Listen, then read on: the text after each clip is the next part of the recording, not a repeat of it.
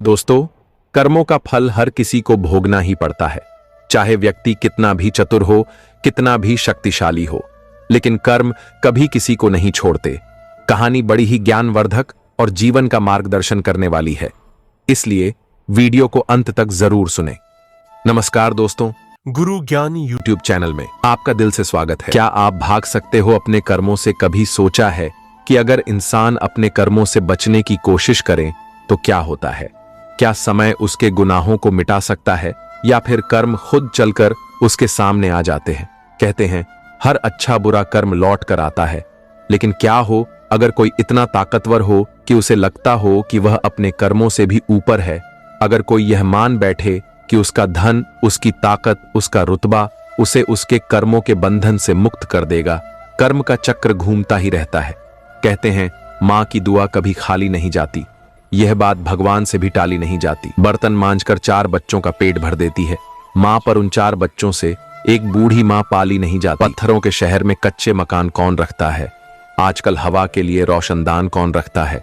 भलाकर छोड़ आते हैं वृद्धाश्रम में माँ बाप को, क्योंकि आजकल घर में पुराना सामान कौन रखता है? माँ की दुआओं में वो असर होता है जो तकदीर का लिखा भी बदल देता है। बर्तन मांजकर जो 4 को पाल ले, उसी के अपने उसे अकेला कर देते हैं। रोशन किया जिसने घर को उजालों से, बुढ़ापे में उसी का दिया बुझा देते हैं। पुराने समय की बात है, अमरगढ़ राज्य के राजा वीरेंद्र सेन के यहाँ एक पुत्र का जन्म हुआ, जिसका नाम था अर्जुन सेन था, राजकुमार। अर्जुन सेन का एक नियम था, वे अपने साथ एक सेवक को लेकर भेष बदलकर रात में नगर में घूमा करते थे और नगर में घटने वाली समस्त घटनाओं को देखकर उन पर मनन किया करते थे। राजकुमार अर्जुन सेन के पिता बहुत वृद्ध हो चुके थे, इसलिए एक दिन उनकी मृत्यु हो जाती है। उसके बाद राजकुमार अर्जुन सेन को ही वहां का राजा बनाया जाता है।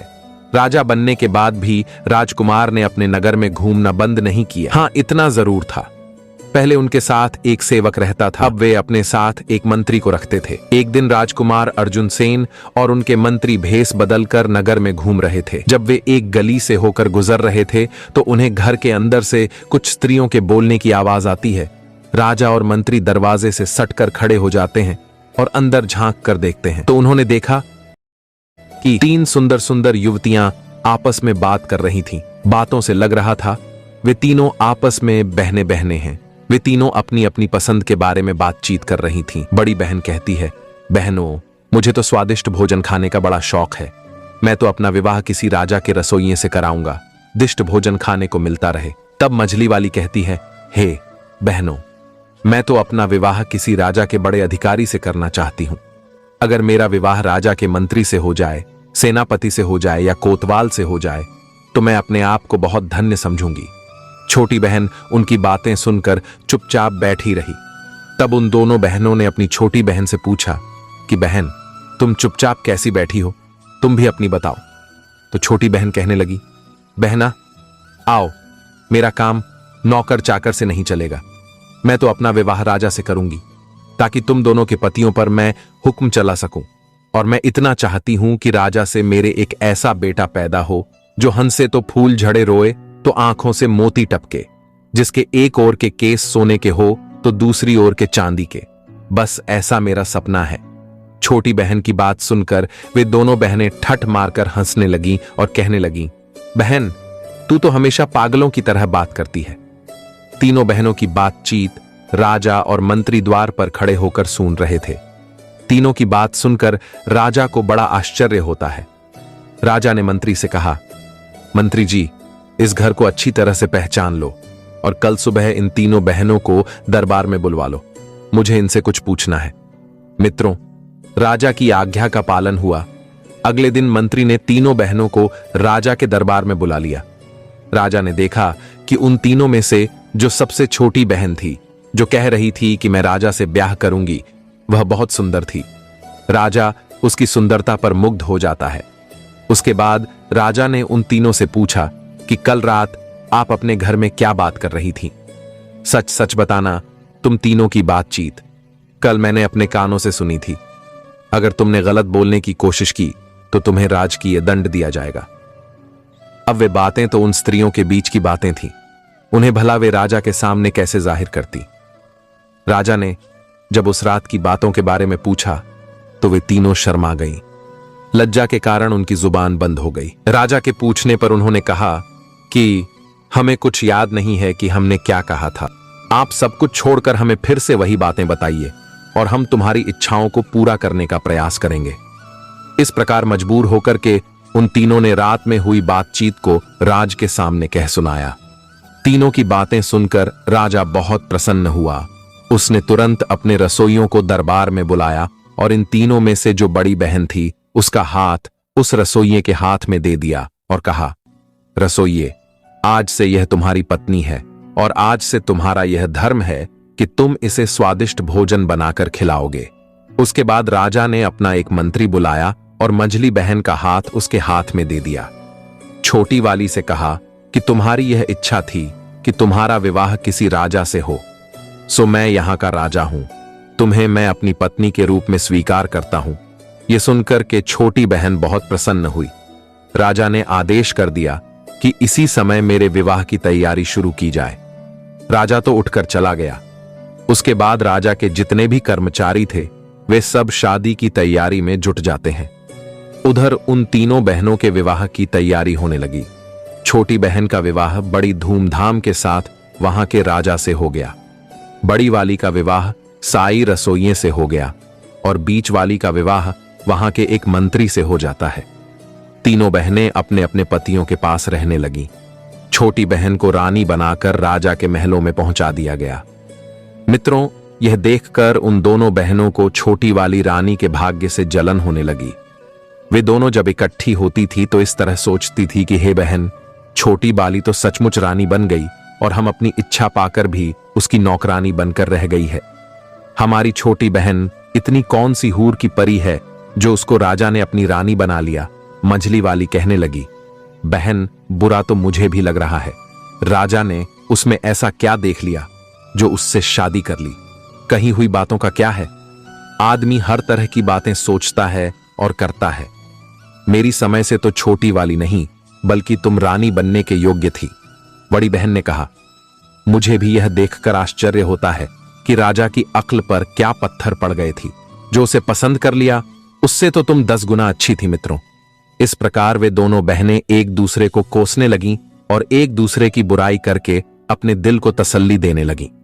लेकिन कई बार बात इतनी प्रबल हो जाती थी कि मन में विचार आता था कि बहन, हम उसकी बड़ी बहन होकर भी उसके नौकर चाकर की पत्नी हैं और वह हमसे छोटा होकर भी हम पर हुक्म बजाती है। हम और हमारे पति उसके एक इशारे पर नाचने लगते हैं। इस तरह की बातें करके दोनों दिन रात अपनी छाती को जलाती रहती थी। कई बार सोचती थी कि उसे खत्म कर दिया जाए या राजा की नजरों में उसे गिरा दिया जाए, तभी हमारे मन को शांति मिलेगी। वे दिन रात इसी उपाय में लगी रहती थीं। वे जब भी अपनी बहन से मिलने जाती थीं तो अपनी हैसियत का ख्याल नहीं करती थी, बल्कि वह अपनी बहनों से इस तरह मिलती थी कि उन्हें ऐसा ना लगे कि वह उसे नीचा दिखा रही है। लेकिन छोटी बहन अपनी दोनों बहनों से बहुत प्रेम करती थी। सभी लोग जानते थे कि दोनों नौकरों की पत्नियां हैं और उसकी बहन रानी है। मित्रों, कुछ महीनों के बाद रानी को गर्भ ठहर जाता है। यह खबर पाकर राजा को बड़ी खुशी होती है। इधर छोटी वाली बहन से मिलने में दोनों बहनें भी पहुंच जाती हैं और कहती हैं, बहन, इस बात की बड़ी खुशी हुई है कि तुम मां बनने वाली हो। अब तो हम दोनों बहनें ही बच्चे के जन्म तक तुम्हारी देखभाल करेंगे। रानी ने कहा, इससे अच्छी बात हमारे लिए और क्या हो सकती है। तुम मेरी बड़ी बहनें हो, मेरी मां के समान हो। तुमसे बढ़कर भला मेरी देखभाल कौन कर सकता है। तुम अपने पतियों के द्वारा यह आवेदन राजा के सामने पेश कर दो। आशा है कि वे इसे स्वीकार कर लेंगे। मित्रों, उन्होंने अपने पतियों के द्वारा राजा से आवेदन किया। राजा ने कहा, ठीक है, यह बात हम रानी से पूछकर ही आपको बताएंगे। राजा ने अपनी रानी से पूछा तो वह खुशी खुशी तैयार हो गए। अब तो राजा ने उन दोनों बहनों के लिए रानी के पास रहने और उसकी देखरेख करने की अनुमति दे दी। वे दोनों बहनें रानी के पास महल के अंदर रहने लगी। अब उन्हें अपनी दुष्टता का प्रदर्शन करने का पूरा मौका मिल गया था। इधर जब रानी के बच्चे का जन्म होने का समय आता है तो उन्होंने सारी दास दसियों को वहां से हटा दिया। इधर रानी ने एक बहुत ही सुंदर पुत्र को जन्म दिया। पुत्र को देखकर उन दोनों बहनों की जलन और भी चौगुनी हो गई। चुपचाप उन दोनों ने उस बच्चे को महल के बाहर ले जाकर एक कंबल में लपेटकर एक लकड़ी के संदूक में रखकर नदी में बहा दिया और वहां से एक मरा हुआ कुत्ते का बच्चा उठाकर रानी के पास लाकर रख देती है और महल की सभी दास दसियों को बताया कि रानी ने एक मरे हुए कुत्ते के बच्चे को जन्म दिया है। यह बात सुनकर सभी हैरान रह जाते हैं। इधर राजा को जब यह मालूम हुआ तो वह भी क्रोध से लाल पीला हो जाता है। राजा कहने लगा कि ऐसी स्त्री का मैं क्या करूंगा जो कुत्ते के बच्चों को जन्म देने वाली है। मैं तो इस रानी को मरवा दूंगा। राजा को ऐसा कहता देखकर मंत्री ने उसे समझा बुझाकर शांत किया। इधर वह संदूक नहर में बहता हुआ जाने लगा। नहर जो थी वह राजा के बगीचे से होकर जाती थी। बगीचे की रखवाली के लिए जो सिपाही नियुक्त किया गया था, उस सिपाही का घर भी नहर के किनारे बना हुआ था। उसने नहर में जाते हुए एक लकड़ी के संदूक को देखा तो उसे निकाल लिया। उस संदूक को खोलकर देखा, उसमें एक अत्यंत सुंदर तेजवान बालक लेटा हुआ था। बालक को देखकर सिपाही बड़ा हैरान होता है। इस बालक को नहर में भला किसने छोड़ दिया है? उस सिपाही ने ज्यादा सोच विचार नहीं किया कि बच्चा नहर में किसने डाला है, क्यों डाला है। उसके भी कोई संतान नहीं थी, इसलिए वह उस बच्चे को उठाकर अपनी पत्नी के पास ले आया और बोला, भाग्यवान, आज हमें भगवान ने एक बच्चा दिया है। बच्चे को पाकर उसकी पत्नी भी बड़ी खुश हो जाती है। उस दिन के बाद बिना किसी से चर्चा किए उस सिपाही की पत्नी उस बच्चे का पालन पोषण करने लगती है। धीरे धीरे 1 वर्ष बीत जाता है। उधर दूसरे वर्ष रानी ने फिर एक और पुत्र को जन्म दिया। इस बार भी उसकी बहनों ने उसी तरह की दुष्टता करके बच्चे को बाहर ले जाकर नहर में फेंक दिया और रानी के पास एक मरी हुई बिल्ली का बच्चा लाकर रख दिया। बिल्ली को देखकर राजा का क्रोध सासवाने लगता है। पूरे राजमहल में फिर से मातम छा जाता है। राजा इस बार रानी को मार देना चाहता था। राजा को अत्यंत क्रोध देखकर मंत्री ने फिर उसे समझाया और रानी को मारने से बचा लिया। अब धीरे धीरे राजा और राजमहल के लोगों की नजरों में रानी के लिए सम्मान कम होता जा रहा था। मित्रों, आपको बता दें, किस बार वह नहर में बहता हुआ बच्चा उसी सिपाही को मिल जाता है। उसने दूसरा बच्चा भी ले जाकर अपनी पत्नी को दे दिया और उसे अपने बच्चे की तरह पालने लगी। कुछ दिनों बाद रानी ने एक और बच्चे को जन्म दिया। इस बार रानी ने एक बेटी को जन्म दिया था, लेकिन उस रानी की दुष्ट बहनों ने उस बेटी को भी पहले की तरह उठाकर नहर में फेंक दिया। वह बेटी भी उसी माली के हाथ लगती है और अपनी बच्ची की तरह उसका भी पालन करने लगते हैं। इधर राजा अपना क्रोध इस बार नहीं रोक पाया, क्योंकि रानी की दुष्ट बहनों ने रानी के पास एक मरी हुई छछूंदर को रख दिया था। राजा सोचने लगा कि इस रानी की वजह से तो हमारी पूरे नगर में बदनामी हो गई है। सब लोग यही कह रहे हैं कि रानी तो कुत्ते बिल्लियों को पैदा करती है। लगता है कोई कुल कलंकिनी राजा के घर में आ गई है। अब तो मैं इसको बिल्कुल नहीं छोड़ूंगा। इधर राजा की मनसा को भली भांति समझने के बाद में उस मंत्री ने हाथ पैर जोड़कर निवेदन करके रानी को मारने से बचा लिया। मंत्री ने कहा, महाराज, इसमें रानी का क्या दोष है? इसे जान से मारने के बाद भी आपके घर में बेटा बेटी नहीं हो जाएंगे। इसीलिए उचित यही होगा कि आप रानी को मारने की बजाय रानी के पास जाना छोड़ दें। राजा ने कहा, मंत्री जी, अगर तुम कहते हो तो मैं रानी को जान से नहीं मारूंगा, लेकिन मैं इसको सजा जरूर दूंगा और ऐसी सजा दूंगा जो मृत्यु दंड से भी बढ़कर कष्टकाक होगी। इस बार सजा के बारे में मैं तुम्हारी कोई बात नहीं सुनूंगा। इस बार राजा ने एक चौराहे पर एक जेल नुमा महल बनवाया।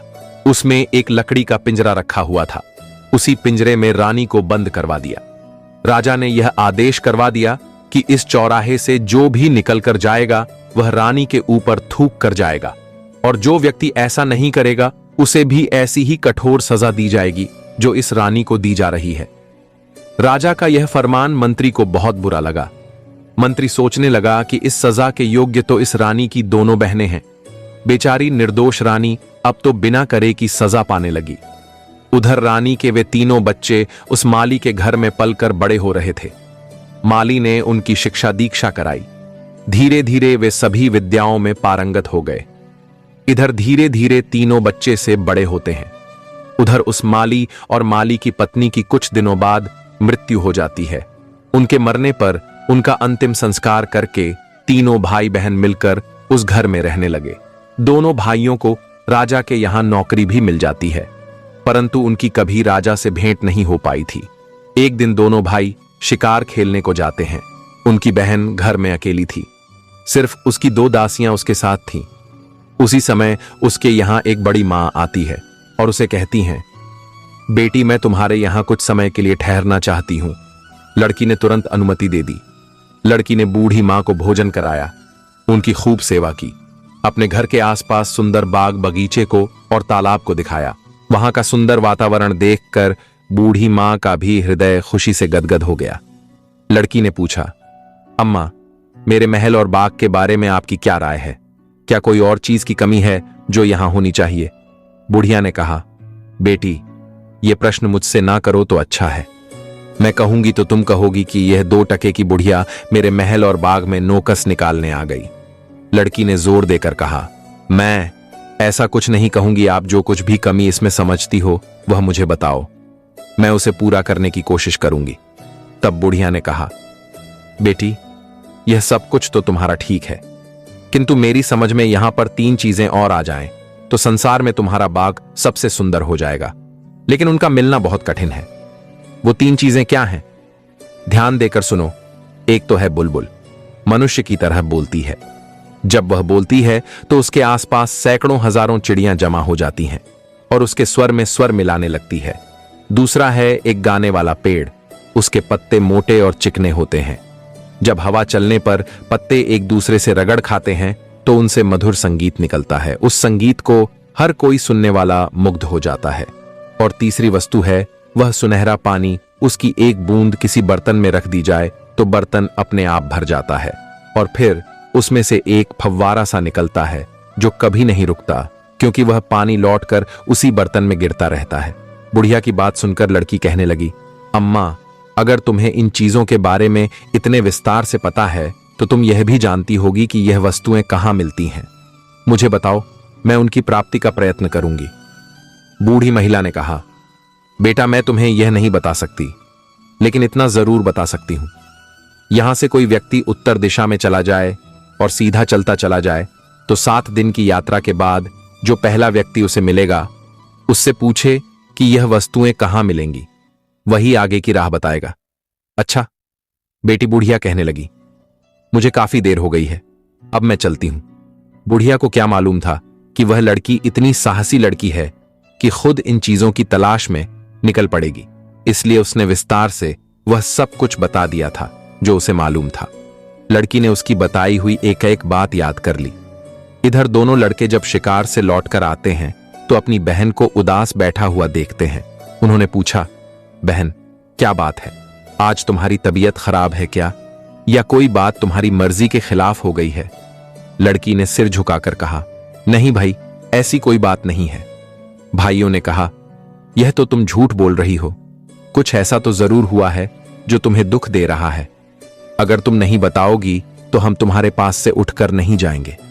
तब लड़की ने देखा कि दोनों भाई बात जानने के लिए अड़े खड़े हैं, तो उसने कहा, मैं तुम्हें इसलिए नहीं बताना चाहती हूं कि जो मैं कहूंगी उसे सुनकर तुम चिंता में और कष्ट में पड़ जाओगे। खैर, जब तुम जिद कर रहे हो तो मैं बताए देती हूं। हमारे पिता ने यह महल हमारे लिए बनवाया था और अपनी समझ शेष में सुंदरता और सजावट की कोई चीज की कमी नहीं रखी थी, लेकिन अभी भी इसमें कुछ कमियां हैं। किंतु आज मुझे 3 चीजों के बारे में मालूम हुआ है। अगर वे 3 चीजें इस बाग में आ जाएं तो हमारा महल अद्वितीय सुंदर हो जाएगा। दोनों राजकुमार ने पूछा, बहन, वे ऐसी कौन सी चीजें हैं, हमें शीघ्र बताओ। तब लड़की कहती है, भाइयों, एक तो उम्दा किस्म की बुलबुल जो बोलने वाली हो, जिसका गाना सुनकर हजारों पक्षी इकट्ठे होकर उसके स्वर में स्वर मिलाने लगते हैं। दूसरा है गाने वाला पेड़, जिसके पत्तों से पत्ते रगड़ खाकर संगीत निकलता हो। और तीसरा है सुनहरा पानी, जिसकी एक बूंद से ही कभी खत्म न होने वाला फुबारा बन जाता हो। मैं इसी चिंता में हूं कि इन्हें कैसे प्राप्त करूं। दोनों राजकुमारों ने पूछा, बहन, अगर तुम हमें यह बता दो कि यह तीनों चीजें कहां और किस दिशा में मिले तो हम तुम्हें ढूंढ कर लाकर देने का प्रयास करेंगे। मित्रों, इस प्रकार अगले दिन उनमें से जो बड़ा राजकुमार था वह अस्त्र शस्त्र लेकर घोड़े पर बैठकर वह तीनों चीजें लेने के लिए चल देता है। तो लड़की रोने लगती है और कहने लगी, भैया, मैं कितनी दुष्ट हूं जो अपने शौक के लिए तुम्हें मुसीबत में फंसा रही हूं। मैं अपनी मांग वापस लेती हूं। अब कभी भी इन चीजों का जिक्र नहीं करूंगी। तुम मत जाओ। तब बड़े राजकुमार ने कहा, बहन, एक बार कमर कसकर मैं पीछे नहीं हटता। अगर मैं नहीं जाऊंगा तो हमेशा मेरे दिल में यह बात खटकती रहेगी कि मैं कायर हूं। मित्रों, राजकुमार ने अपनी बहन को एक खंजर दे दिया और कहा कि जब तक यह खंजर ठीक है मैं सकुशल हूं, लेकिन अगर इसमें से खून की बूंदें टपकने लगे तो समझ लेना मैं जीवित नहीं हूं। यह सुनकर के वे दोनों बहन भाई उदास होते हुए कहने लगे, भाई, तुम ऐसी खतरनाक यात्रा पर मत जाओ। लेकिन बड़े राजकुमार ने एक भी नहीं सुनी। उसने फौरन घोड़ा दौड़ा दिया और सीधी उत्तर दिशा की ओर चलता चला गया। चलते चलते 10 दिन का सफर तय कर लिया। तभी उसे एक अजीब सा दृश्य दिखाई दिया। उसने देखा कि एक झोपड़ी सी बनी हुई थी। उसके बाहर एक बूढ़ा आदमी बैठा हुआ था। उसके बाल बर्फ की तरह सफेद थे। उसकी दाढ़ी, मूछें और बाजुएं इतने बढ़ गए थे कि उसका पूरा शरीर ढक गया था। उसके हाथ और पैरों के नाखून बहुत बड़े बड़े हो गए थे। उसने अपना शरीर एक चटाई से ढक रखा था। उसके ऊपर उसके बाल पड़े हुए थे। राजकुमार देखकर समझ गया कि वह कोई तपस्वी साधु है जो ऐसे दुर्गम और निर्जन स्थान में अकेला बैठा है। जरूर उन चीजों के बारे में यह साधु जानता होगा। राजकुमार घोड़े से नीचे उतरा और उसने उस वृद्ध तपस्वी के पास जाकर प्रणाम किया। तपस्वी ने प्रति उत्तर में कुछ कहा, लेकिन उनकी आवाज राजकुमार को समझ में नहीं आई, क्योंकि तपस्वी बालों से पूरी तरह ढके हुए थे।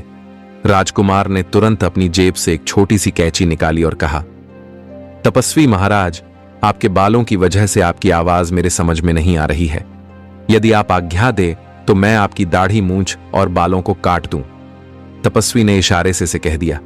हां, राजकुमार ने उनके सारे बाल काट दिए। अब तो साधु का चेहरा बिल्कुल बदल गया था।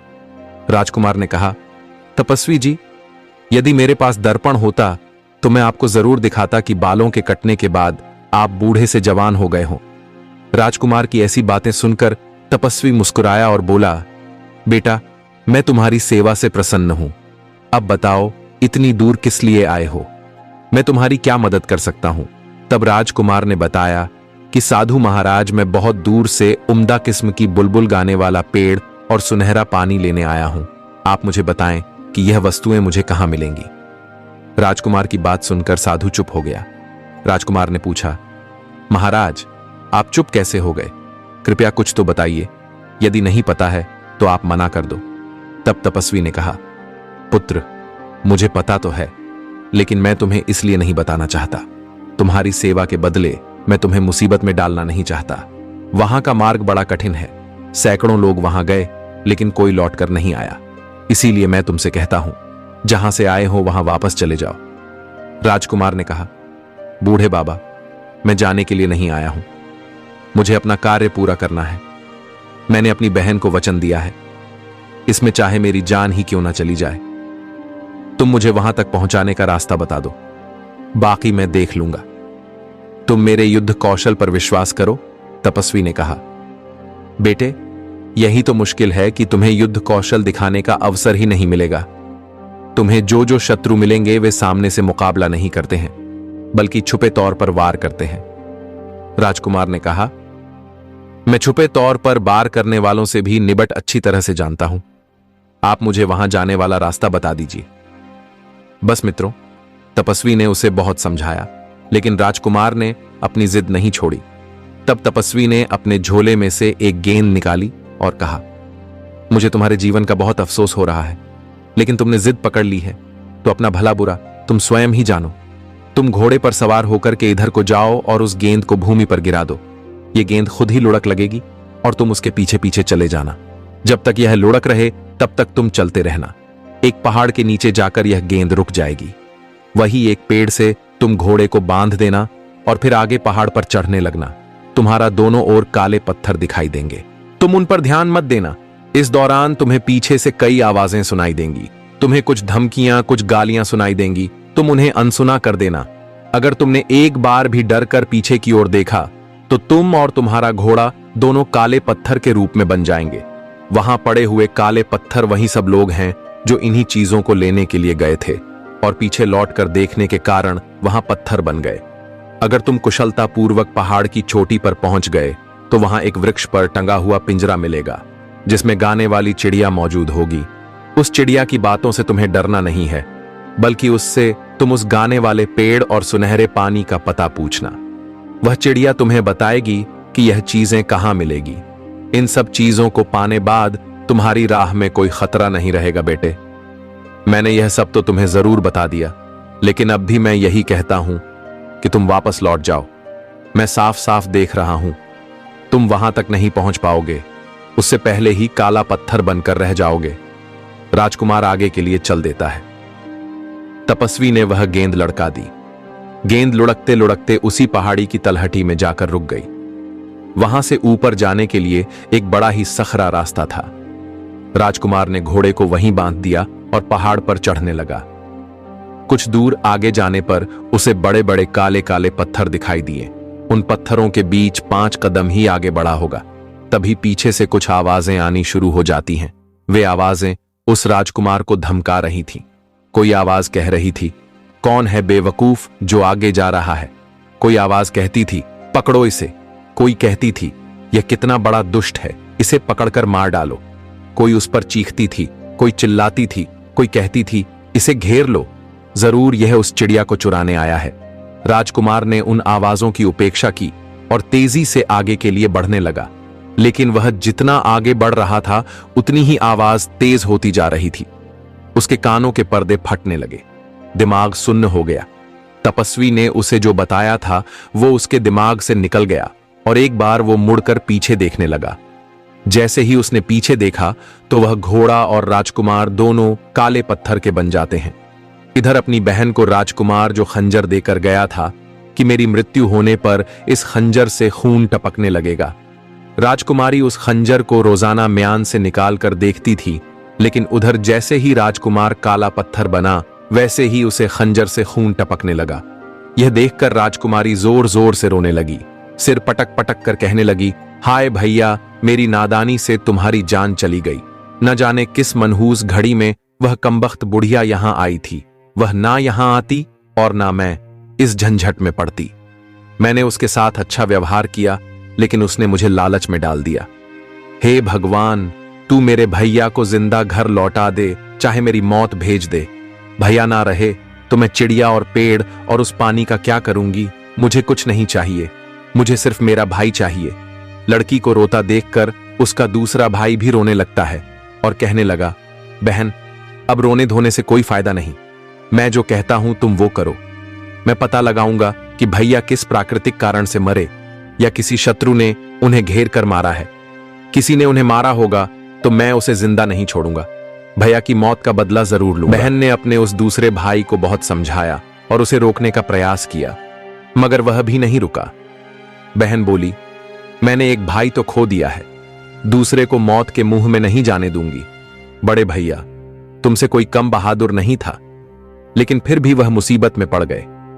वह तो मुझे अपनी कुशलता का हाल जानने के लिए खंजर भी देकर गए थे। तुम्हारा हाल मुझे कैसे पता चलेगा। तब दूसरे राजकुमार ने अपनी बहन को एक मोतियों की माला दी। उसने कहा, देखो बहन, इस माला के सारे मोती अलग अलग हैं। जिस दिन इनके मोती एक दूसरे से चिपक जाएंगे तो समझ लेना कि मैं दुनिया में नहीं हूं। ऐसा कहकर के दूसरा राजकुमार भी घोड़े पर बैठ करके चल देता है और 10 दिन की यात्रा करके वह उन्हीं साधु महाराज के पास पहुंच जाता है। साधु महाराज को प्रणाम करके उसने पूछा कि आप मुझे बता सकते हैं कि बोलने वाली चिड़िया और गाने वाला पेड़ और सुनहरा पानी कहां मिलेगा। तपस्वी ने कहा, बेटा, वह राह तो बड़ी खतरनाक है। तुम वहां जाने की बात छोड़ दो और घर वापस लौट जाओ। वहां अभी तक जितने भी लोग गए हैं कोई भी लौट कर नहीं आया है। कुछ दिन पहले एक नौजवान आया था, देखने में बिल्कुल तुम्हारे जैसा था। मैंने उसे भी बहुत समझाया, वह भी नहीं माना और वह भी अभी तक लौट कर नहीं आया है। तब राजकुमार ने जवाब दिया, वह मेरा बड़ा भाई था और यह मैं जानता हूं कि अब जीवित नहीं है, लेकिन मैं यह नहीं जानता कि वह कैसे मरा है। किसी प्राकृतिक कारण से मरा है या किसी दुश्मन ने उसे घेर कर मारा है। तब वह सिद्ध तपस्वी कहता है, मैं तुम्हें बताता हूं, बहुत से आदमी मेरी चेतावनी के बावजूद भी उस रास्ते पर चले जाते हैं और काले पत्थर बन जाते हैं। तुम्हारे भाई के साथ भी यही हुआ है। तुम मेरी बात मानो और घर लौट जाओ, वरना तुम भी काले पत्थर बनकर रह जाओगे। लड़के ने कहा, तपस्वी जी, अब मैं तो बहुत आगे निकल आया हूं, पीछे लौट के जाने के बारे में मैं नहीं सोच सकता, आप मुझे रास्ता बताइए। तपस्वी ने कहा, बेटी, अगर तुम जिद करते हो तो जाओ, इस गेंद के पीछे पीछे चले जाओ, यह गेंद तुम्हें मंजिल तक पहुंचा देगी। इतना कहकर तपस्वी ने वह गेंद लड़का दी। वह गेंद उस राजकुमार को पता बताती हुई लुढ़कती हुई चली जा रही थी। राजकुमार उसके पीछे पीछे चलता गया। कुछ देर चलने के बाद वह गेंद एक पहाड़ की तलहटी में जाकर रुक गई। दूसरे राजकुमार ने घोड़ा वहीं पर छोड़ा और उस पहाड़ी के ऊपर चढ़ने लगा। 2-4 कदम ऊपर चढ़ा होगा कि उसने सुना कि पीछे से कोई डांट कर कह रहा है, अबे बदमाश, अरे बदतमीज, तू कहां बड़ा चला जा रहा है, रुक जा कमबख्त, मैं तुझे सजा देता हूं। गाली सुनकर के दूसरे राजकुमार को क्रोध आ जाता है। उसका खून खोल उठा। वो उस तपस्वी द्वारा बताई गई चेतावनी को भूल गया। उसने म्यान से तलवार खींच ली और पलट कर देखा कि गाली देने वाले के टुकड़े टुकड़े कर डालूं, किंतु पीछे देखते ही वह काले पत्थर के रूप में बदल जाता है और उसका घोड़ा भी काला पत्थर का बन जाता है। मित्रों, उधर राजकुमारी ने जब उस माला को देखा जिसे राजकुमार देकर गया था, वह माला उसने अपने गले में पहन रखी थी। उसने देखा कि माला के सारे मोती एक दूसरे से चिपक गए हैं। यह देखकर लड़की जोर जोर से चीख पड़ी। वह समझ गई कि उसका दूसरा भाई भी अब दुनिया में नहीं है। भाई के गम में वह बुरी तरह से रोने लगी और रोते रोते बेहोश हो जाती है। जब होश आता है तो उसने निश्चय किया कि मेरे ही कारण मेरे दोनों भाई मौत के मुंह में चले गए, मैं भी अब जीकर क्या करूंगी।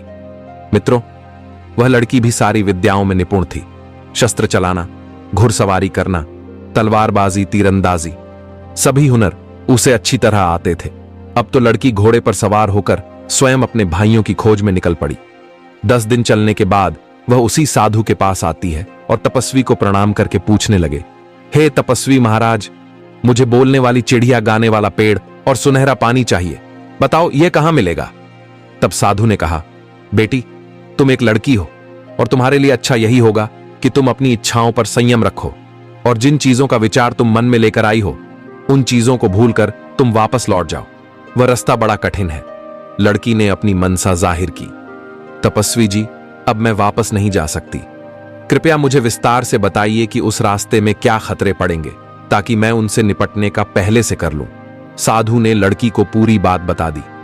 साधु ने कहा, बेटी, खतरा सिर्फ तब तक है जब तक पहाड़ की चोटी पर ना पहुंच जाओ। पहाड़ की चोटी पर पहुंचते ही तुम्हें वहां बोलने वाली चिड़िया मिल जाएगी और वही चिड़िया तुम्हें उस पेड़ और सुनहरे पानी के बारे में बताएगी। तुम्हें इतना ध्यान रखना है कि पहाड़ पर चढ़ते समय पीछे से सुनाई देने वाले कटु शब्द और गालियों को तुम्हें अनसुना करते हुए आगे बढ़ना है। वहां जो काले पत्थर मिलेंगे वह सब वही लोग हैं जिन्होंने उन गालियों को बर्दाश्त नहीं किया है। कुछ समय पहले 2 नौजवान भी आए थे, वह भी शायद उन्हीं पत्थरों के ढेर में पड़े होंगे। लड़की ने कहा, महाराज, वह मेरे भाई थे। लड़की ने कहा, इसका मतलब वह शब्द किसी का कुछ नहीं बिगाड़ सकते। यदि उन्हें अनसुना करते हुए आगे बढ़ा जाए तो। लड़की ने क्या किया, अपने कान में रुई लगा ली। तपस्वी ने वही गेंद लड़का दी। लड़की उस गेंद के पीछे पीछे चलने लगी। गेंद जाकर के पहाड़ों की तलेटी में रुक जाती है। लड़की ने घोड़ा वहीं छोड़ा और पहाड़ी के ऊपर चढ़ने लगी। तभी पीछे से बड़ी भयानक आवाजें आने लगती हैं, किंतु लड़की के कानों में रुई लगी थी, इस कारण से वह आवाज उसे सुनाई नहीं दे रही थी। लड़की लगातार आगे को बढ़ती जा रही थी। आवाजें धीरे धीरे बहुत तेज होती चली गई। लड़की उन गालियों को सुनती गई और सहन करती गई। आखिरकार वह उस पहाड़ की चोटी पर चढ़ ही गई। वहां जाकर उसने देखा कि एक पिंजरे में एक सुंदर चिड़िया मधुर सुर में गा रही है। लड़की को देखते ही वह चिड़िया एकदम गरज कर कहने लगी, ए लड़की, खबरदार, मेरे पास मत आना। चिड़िया की डांट फटकार सुनकर राजकुमारी हंसने लगी और उसने दौड़कर उस चिड़िया का पिंजड़ा उठा लिया और कहने लगी, चिड़िया रानी, आज से मैं तुम्हारी मालकिन हूं, अब तुम हमेशा मेरे कब्जे में रहोगी। तो लड़की ने अब अपने कानों से रुई निकाल ली थी चिड़िया बोली, तुम ठीक कह रही हो। अब मैं सदैव तुम्हारे पास रहूंगी। मैं हमेशा पिंजरे में बंद रहती हूं और संसार की कोई भी बात ऐसी नहीं है जो मुझे मालूम ना हो। तुम्हारा हाल भी मैं इतना जानती हूं कि जितना तुम भी नहीं जानती हो। मेरे कारण तुम्हें बहुत ही लाभ मिलेगा। अब तुम मेरी मालकिन हो और मैं तुम्हारी सेवा करूंगी। इस समय तुम मुझे बताओ कि मुझसे क्या चाहती हो। चिड़िया की बातें सुनकर लड़की बहुत प्रसन्न होती है। राजकुमारी ने कहा, मुझे अपने भाइयों के पत्थर बनने का बड़ा दुख है। खैर, यह बातें मैं तुमसे बाद में करूंगी। पहले मुझे यह बताओ कि मुझे गाने वाला पेड़ और सुनहरा पानी कहां मिलेगा। चिड़िया ने जो रास्ता बताया, राजकुमारी चलकर उस स्थान पर पहुंची। वहां एक सुनहरे पानी का कुंड था। लड़की ने एक चांदी की सराय में उस पानी को भर लिया। फिर उसने चिड़िया से गाने वाले पेड़ के बारे में पूछा तो चिड़िया ने कहा, तुम्हारे पीछे की ओर जो बड़ा सा जंगल है, इसी में वह गाने वाला पेड़ मिलेगा। वहां पहुंचकर तुम्हें खुद पता चल जाएगा कि वह पेड़ कौन सा है, क्योंकि उस पेड़ से संगीत निकलता होगा। राजकुमारी ने कहा, यह तो ठीक है, लेकिन मैं उस पेड़ को उखाड़ कर लाऊंगी। कैसे? चिड़िया बोली, पेड़ नहीं उखाड़ना है। तुम सिर्फ उस पेड़ की एक टहनी तोड़ कर ले आना। जब तुम अपनी बाटिका में उस टहनी को लगाओगी तो कुछ ही समय में वह टहनी पूरे वृक्ष के रूप में बदल जाएगी। उस चिड़िया के बताए अनुसार राजकुमारी उस जंगल में पहुंच जाती है और वहां से गाने वाले पेड़ की टहनी तोड़कर अपने पास लेती है। राजकुमारी को अब तीनों चीजें प्राप्त हो चुकी थीं, लेकिन उसे अपने भाइयों का सबसे ज्यादा ख्याल अपने दिमाग में बना हुआ था। उसने चिड़िया से पूछा, चिड़िया रानी, मेरे दोनों भाई रास्ते में काले पत्थर बने पड़े हैं। क्या मैं उन्हें फिर से जीवित कर सकती हूं? मैं तो यह भी नहीं जानती कि उन काले पत्थरों में मेरे भाई कौन से हैं। चिड़िया ने कहा कि तुम इस सराय में जो सुनहरा जल लेकर आई हो, एक एक बूंद उन शिलाखंडों पर डालते जाना। तुम्हारे भाई फिर से जीवित हो जाएंगे। चिड़िया की बातें सुनकर राजकुमारी प्रसन्न हो गई और पिंजरा और टहनी लेकर पहाड़ से उतरने लगी। जहां जहां उसे काले पत्थर दिखाई दिए, उसने उन पर एक एक बूंद सुनहरा जल छिड़क दिया, जिससे जितने लोग पत्थर के बन गए थे, घोड़े सहित सब अपने असली रूप में आ जाते हैं। उन्हीं पत्थरों के बीच उनके दोनों भाई भी पड़े थे। भाइयों को जीवित देखकर राजकुमारी एकदम उनसे लिपट कर रोने लगी। कहने लगी, भाइयों, मुझे चिड़िया पानी और पेड़ की टहनी मिल गई है। इनसे मिलने से ही तुम फिर से जीवित हो पाए हो। और यहां पड़े जितने भी काले पत्थर थे, मैंने सबको जीवित कर दिया है मित्रों। वे सब राजा राजकुमार राजकुमारी का धन्यवाद करने लगी कि तुमने हमें जीवन दिया है। हम आजीवन तुम्हारे आभारी रहेंगे और तुम्हारी आज्ञा का पालन करेंगे। राजकुमारी बोली, मैंने तुम लोगों पर कोई एहसान नहीं किया है। मैं अपने भाइयों को जिंदा करना चाहती थी। उसमें अगर तुम्हारा भी लाभ हो गया तो यह तो बड़ी खुशी की बात है। अब तुम लोग अपने अपने निवास स्थानों के लिए चले जाओ मित्रों। इधर राजकुमारी और उसके दोनों भाई अपने अपने घोड़े पर सवार होते हैं। दोनों राजकुमारों ने एक एक चीज ले ली। एक ने पानी की सीसी ले ली तो दूसरे ने गाने का पेड़ और राजकुमारी ने चिड़िया का पिंजरा ले लिया। बाकी जितने भी लोगों को राजकुमारी ने जीवन दान दिया था, वे सब उनके पीछे पीछे चलने लगे। राजकुमारी और दोनों राजकुमार जब तपस्वी साधु की कुटिया पर उनका धन्यवाद करने के लिए आए तो साधु अपनी कुटिया से गायब हो चुके थे। वह तपस्वी इतने ही काम के लिए वहां मुद्दतों से बैठा हुआ था। उन तपस्वी साधु की सहायता से ही आज राजकुमारी को तीनों चीजें प्राप्त हुई थीं। राजकुमारी अपने दोनों भाइयों के साथ अपने घर पर आ जाती है और उसके मकान के सामने जो उसके बगीचे का हिस्सा था, राजकुमारी ने उसे उस भाग में उसे बोलने वाली चिड़िया के पिंजरे को लटका दिया। चिड़िया ने जैसे ही बोलना शुरू किया, उसके आसपास हजारों पक्षी आकर के जमा हो गए और वह चिड़िया के सुर में सुर मिलाने लगी। राजकुमारी ने थोड़ी दूर पर उस गाने वाले पेड़ की टहनी भी लगा दी थी। कुछ ही दिनों में वह विशाल पेड़ भी तैयार हो गया। अब हवा चलने पर उसके पत्तों की रगड़ से उसमें संगीत की ध्वनि फूटी थी। राजकुमारी ने एक संगमरमर के पत्थरों से बाग में एक कुंड बनवाया। उस कुंड में वह सुनहरा पानी डाल दिया। कुछ ही देर में वह पानी से कुंड भर गया और उसमें से एक पानी का फुबारा उठकर खड़ा हो गया। मित्रों, कुछ ही समय में उस बगीचे की चर्चा पूरे शहर में होने लगी। सारे शहर के लोग तमाशा देखने के लिए राजकुमारी के बाग में आने लगे। धीरे धीरे पूरे शहर के लोग उन तीनों को जान गए और सब लोग राजकुमारी और उसके भाइयों से बहुत प्रेम करने लगे। एक दिन दोनों राजकुमार शिकार खेलने के लिए जाते हैं। सहयोग से उसी समय उसी जंगल में वहां का राजा भी शिकार खेलने के लिए आता है। अचानक दोनों राजकुमार राजा के सामने आ जाते हैं। दोनों राजकुमारों ने राजा को प्रणाम किया। वे दोनों राजकुमार इतने सुंदर थे कि उनकी सुंदरता को देखकर राजा उन्हें देखता ही रह जाता है। उसने उनका नाम और निवास स्थान पूछा। दोनों राजकुमारों ने हाथ जोड़कर कहा, महाराज, हम लोग आपके भूतपूर्व सिपाही के पुत्र हैं। हमारे पिता अब इस दुनिया में नहीं है। हम दोनों अपनी बहन के साथ जंगल के किनारे उस महल में रहते हैं जो मेरे पिता ने आपसे अनुमति लेकर बनवाया था। हमें वह इसलिए अच्छे वातावरण रखते हैं कि बड़े होकर के हम आपकी सेवा करें। राजा ने कहा, यह तो ठीक है, लेकिन लगता है तुम यहां शिकार खेल रहे थे। क्या तुम्हें मालूम नहीं था? यह साय शिकारगाह है और यहां कोई शिकार नहीं खेल सकता।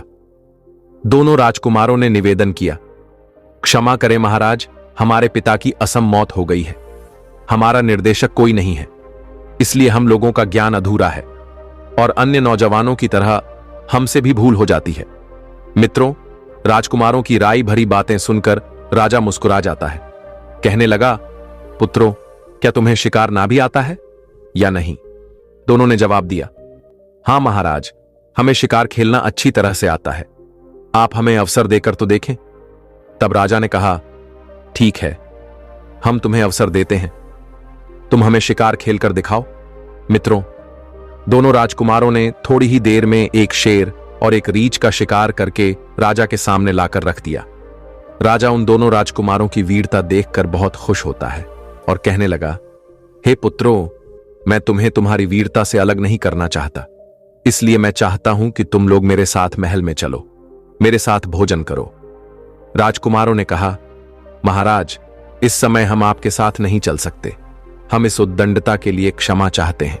राजा ने आश्चर्य से पूछा, क्यों नहीं चल सकते? तो उन्होंने बताया कि हमारी एक बहन है। हम तीनों जो भी करते हैं, तीनों की सलाह करते हैं। हम अपनी बहन की सलाह लेकर ही आपके यहां आ सके। राजा ने कहा, मुझे इस बात की बड़ी खुशी है कि तुम भाई बहन एक दूसरे की सलाह से काम करते हो।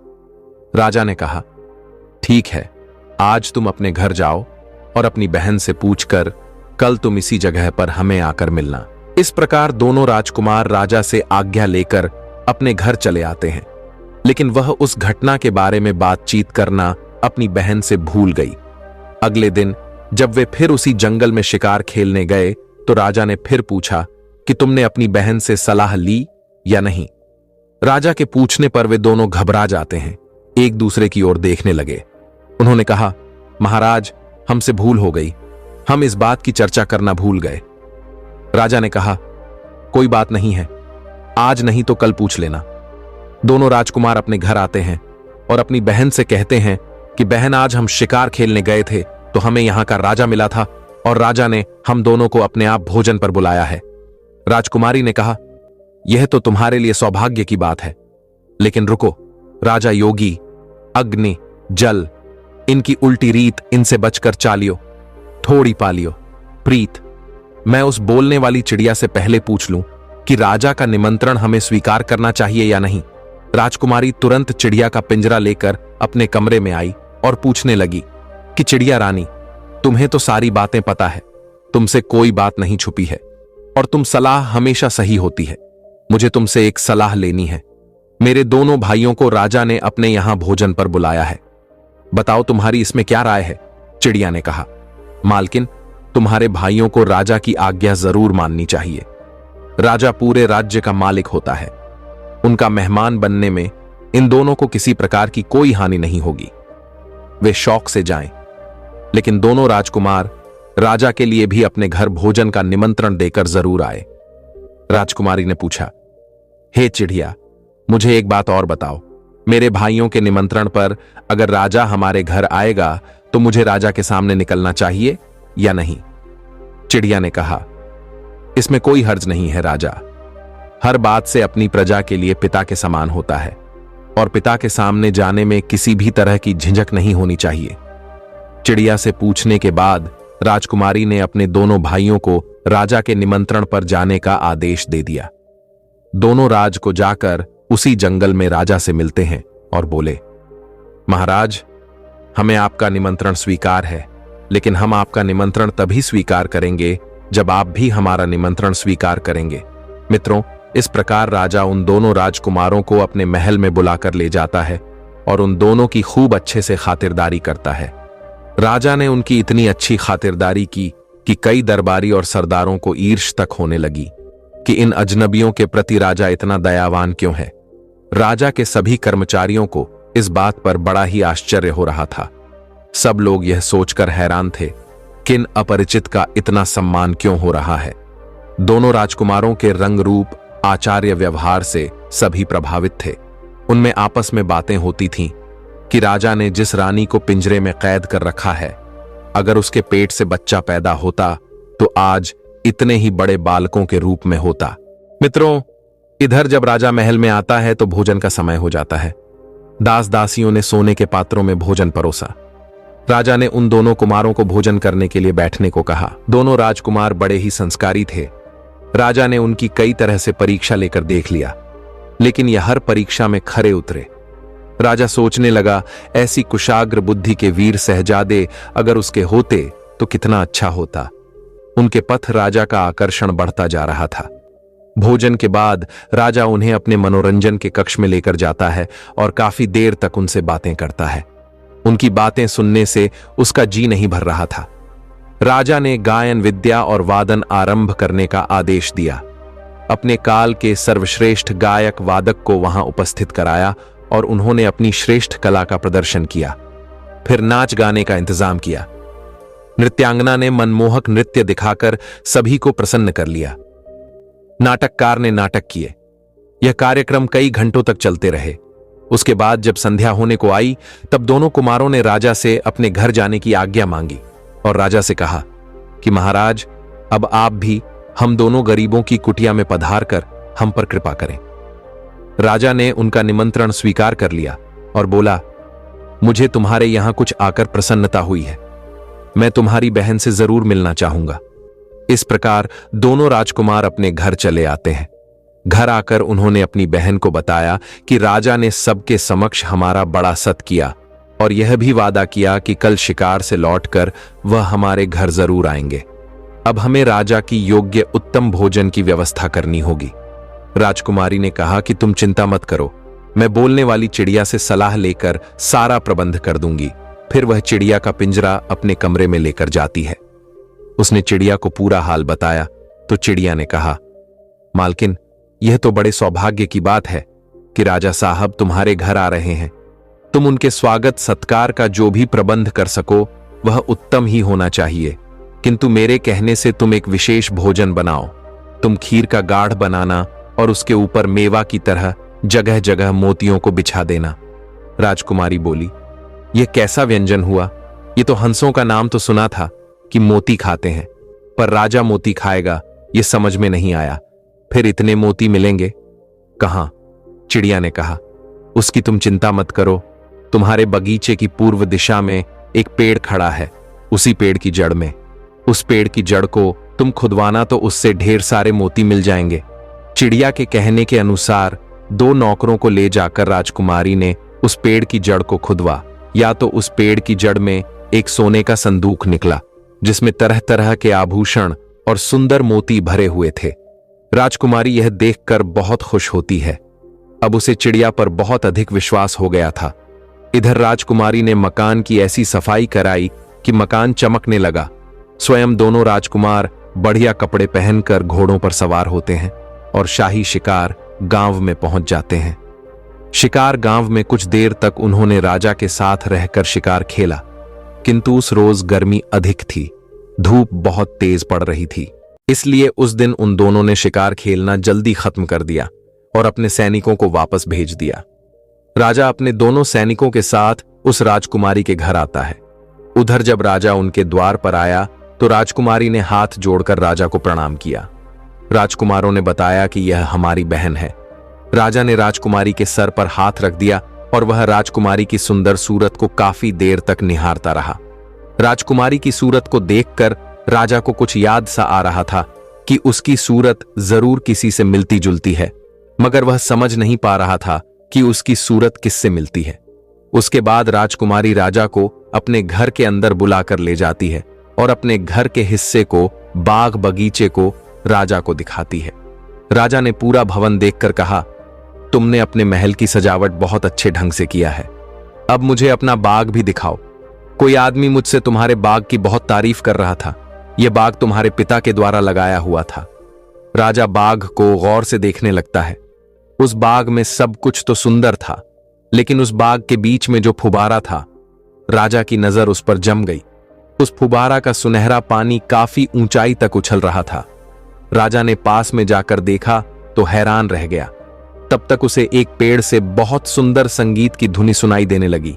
राजा कहने लगा, लगता है इन्होंने अपने बगीचे में गाने बजाने वालों का भी इंतजाम कर रखा है, क्योंकि बाग से बड़े ही सुंदर संगीत की धुनी सुनाई दे रही थी। तो राजा ने उनसे पूछा, क्या सचमुच तुमने गाने बजाने वालों का अपने बाग में प्रबंध कर रखा है? तो राजकुमारी हंसकर कहने लगी, महाराज, यहां कोई गवैया नहीं है। हमारे बगीचे में एक पेड़ है, इसके पत्तों की रगड़ से संगीत निकलता है। मित्रों, राजा उसे देखकर हक्का भक्का रह जाता है। वास्तव में पेड़ से संगीत निकल रहा था। राजा ने कहा, यह तो बड़ी अजीब सी चीज है। इनके जैसी चीजें तो मैं कल्पना भी नहीं कर सकता। तुमने ये कहां से पाई है? राजकुमारी ने कहा, महाराज, यह मत पूछो कि हमने कहां से पाई हैं। इन्हें मौत के मुंह से निकालकर हम लाए हैं। राजकुमारी ने राजा से कहा, मेरे पास एक और अजीब चीज है जिसे आप और देख लें। वह एक चिड़िया है जो आदमी की तरह बोलती है, और जब यह गाती है तो सारे पक्षी जमा हो जाते हैं और इसके सुर में सुर मिलाते हैं। राजा उस चिड़िया को बड़े ही गौर से देखने लगा। जब वह चिड़िया को देखता है तो फिर उसे बीती हुई बातें याद आने लगती हैं। फिर उस चिड़िया ने कहानी उस राजा को सुनाई जो पहले बीत चुकी थी। तो राजा अब बातें सुनकर अपना सर पकड़ लेता है और कहता है कि यह सारी बातें तो हमें रानी की बहनों ने बताई थीं, जो रानी की सगी बहनें थीं, क्योंकि वे उसकी शुभ चिंतक थी। तब चिड़िया ने कहा, सरकार, यही तो भूल हुई है आपसे कि आपने उन्हें शुभ चिंतक समझा। जब से उन्होंने देखा कि वे नौकरों से बहाई गई हैं और छोटी बहन राजरानी बन गई है, तो जलकर मरी जा रही थी। उन दुष्टों ने इस बात का भी ख्याल नहीं किया कि रानी ने शादी के बाद भी उनसे बहनों जैसा प्रेम रखा था। रानी को मृत्यु दंड दिलाने के लिए उन्होंने 3 बार सफेद झूठ बोला है। वह तो भला हो उस मंत्री का जिसके कारण रानी की जान बची है। रानी के प्रति अपने दुर्व्यवहार को याद करके राजा की आंखों में आंसू आने लगे। चिड़िया फिर बोली, सरकार, अपने सामने बैठे इन तीनों बच्चों को गौर से देखिए। यह तीनों बच्चे, बिल्ली का बच्चा और अंदर जिन्हें आपकी रानी ने जन्म दिया था। रानी की दुर्दशा उनकी बहनों के कारण हुई है। रानी की बहनों ने इनके जन्म पर इनकी जगह मरे हुए जानवर रख दिए और इन्हें कंबल में लपेटकर टोकरी में डालकर नहर में फेंक दिया था, ताकि यह डूबकर मर जाए और किसी को पता भी ना चले। किंतु भगवान को इन्हें जीवित रखना था। आपके दरबार का जो माली था, उसने इन तीनों को नहर से निकलवा लिया, क्योंकि उसके कोई संतान नहीं थी। इसलिए उसने इनका लालन पालन किया और अपनी संतान की ने पाल पोंछकर बड़ा किया। इन्हें भली प्रकार की शिक्षा दिलाई और इनके लिए यह महल बनवाया है। सरकार, ये तीनों कोई और नहीं, आपकी रानी की संतानें हैं। तब राजा ने चिड़िया से कहा, चिड़िया, तुझे मैं किस तरह से धन्यवाद दूं? दुश्मनों की दुष्टता और रानी का निर्दोष होना मेरे सामने आज तुमने स्पष्ट कर दिया है। मेरे बच्चों को तूने पहचानवाया है। मैं बराबर सोचता था कि इन लड़कों के प्रति मन में अकारण ममता क्यों उपजती है। मैं उनकी बातों पर नाराज क्यों नहीं हो पा रहा हूं। इस प्रकार राजा ने अपने तीनों बच्चों को गले लगा लिया। चारों की आंखों में आंसुओं की धार बहने लगी। आज अपने बच्चों से मिलकर राजा बड़ा खुश होता है। राजा को ऐसा लग रहा था जैसे उसकी आत्मा लौट आई हो। फिर उसके बाद सबने मिलकर भोजन का आनंद लिया। कुछ देर बातें करने के बाद राजा ने कहा कि अब मैं महल को जाता हूं, कल फिर वापस आऊंगा। कल तुम लोगों को मेरे नहीं बल्कि अपनी माता के स्वागत के लिए तैयार रहना है। उसके बाद महल में रहने के लिए भी आपको चलना है। महल में पहुंचकर राजा ने मंत्री को बुलवाया और उसने उसकी खूब प्रशंसा की कि तुम कितने बुद्धिमान मंत्री हो, तुम्हारे कारण रानी की जान बची थी। फिर उसने रानी की बहनों की दुष्टता का वर्णन मंत्री के सामने किया। राजा ने मंत्री को सारी कहानी सुनाई और कहा कि उन दोनों दुष्ट स्त्रियों को अभी बुलाकर उन्हें वही दंड दिया जाए जो मैंने अपनी रानी को दिया था। किसी भी प्रकार की वे दया की पात्र नहीं है। मित्रों, मंत्री ने बिना देर किए राजा के आदेश अनुसार सारे कार्य किए और दोनों दुष्ट बहनों को वही दंड दिया गया जिसकी वे हकदार थीं। उसी चौराहे पर उन्हें पिंजरे में बंद कर दिया गया और पिंजरे से रानी को निकालकर राजा ने उसे गले लगाकर बार बार उससे क्षमा मांगी और रानी को बताया कि उसके दोनों बेटा और बेटी जिंदा हैं। यह खबर सारे राज्य में फैल गई। सभी लोग उत्सव मनाने लगे। हर जगह नाच गाने होने लगा। रानी राजा के साथ महल में आ गई और तीनों बच्चे अपनी मां से देर तक लिपटे रहे। रानी अपने बच्चों से मिलकर बहुत प्रसन्न हुई। आज परमात्मा ने उन्हें फिर से मिला दिया था। राजकुमारी ने अपनी मां को उस बोलने वाली चिड़िया से मिलाया और अपने सुंदर बाग में खड़े उस पेड़ को दिखाया जिससे संगीत निकलता था। चिड़िया ने राजा और रानी से कहा, हे राजन, जीवन में 3 महत्वपूर्ण बातें याद रखी जाएं, तो इससे न केवल आपकी औलाद पर संकट आता है, तो कभी आपकी औलाद पर संकट नहीं आएगा। न कभी धन की हानि होगी और धोखेबाजों से भी बचा जा सकता है। पहली बात, बिना देखे सुनी सुनाई बातों पर विश्वास करके कोई निर्णायक कदम न उठाए। अगर किसी को सजा देने की बात हो तब कभी सुनी सुनाई बातों पर विश्वास नहीं करना चाहिए। हमेशा अपनी आंखों से देखकर या कसौटी पर रखकर ही उचित कदम उठाना चाहिए। कई बार इस तरह के निर्णय से निर्दोष दोषी बन जाते हैं और गुनहगार बच जाते हैं। किसी भी काम में संयम और विवेक से निर्णय लेना चाहिए, चाहे वह धन के मामले हो या रिश्तों के जल्दबाजी या अंधविश्वास से बचना चाहिए। अपने निर्णयों से संतुलित रहना और सही समय पर सही निर्णय लेना आपको आर्थिक हानि से बचा सकता है और अपनों से धोखे की संभावना को कम कर सकता है।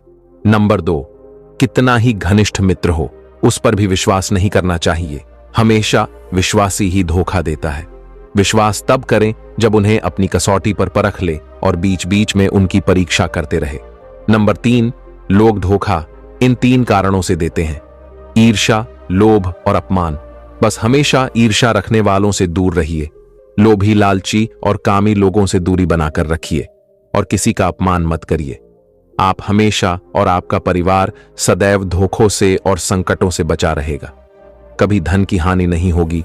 तो मित्रों, इस तरह से राजा का पूरा परिवार इकट्ठा हो जाता है और फिर से राजा के घर में वह खुशी लौट आती है। रानी की सारी मुश्किलें कट जाती हैं। तो दोस्तों, यह कहानी कैसी लगी कमेंट सेक्शन में जरूर बताना। मिलते हैं आपसे अगले वीडियो में एक और चर्चा के साथ। आप सभी का बहुत बहुत धन्यवाद।